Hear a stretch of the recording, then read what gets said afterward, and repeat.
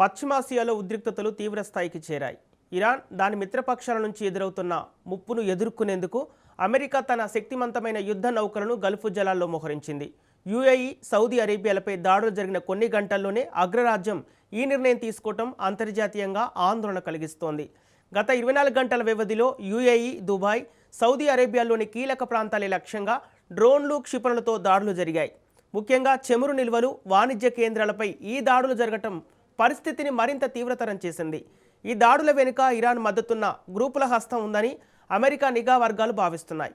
మరోవైపు ఈ యుద్ధ వాతావరణం ప్రపంచ ఆర్థిక వ్యవస్థపై ప్రభావం చూపుతోంది. అంతర్జాతీయ మార్కెట్లో ముడి చమురు ధర బ్యారెల్కు $100 దిశగా దూసుకెళ్తోంది. ఒకవేళ ఇరాన్ కీలకమైన నౌకా రవాణా మార్గాలను అడ్డుకుంటే భారత్ వంటి దేశాలకు చమురు సరఫరాపై తీవ్ర ప్రభావం పడుతుందని నిపుణులు అంచనా వేస్తున్నారు. ప్రస్తుతం దౌత్యపరమైన చర్చలు ఫలించకపోవడంతో ప్రత్యర్థిని కట్టడి చేసేందుకు అమెరికా తన సైనిక శక్తిని ప్రదర్శిస్తోంది.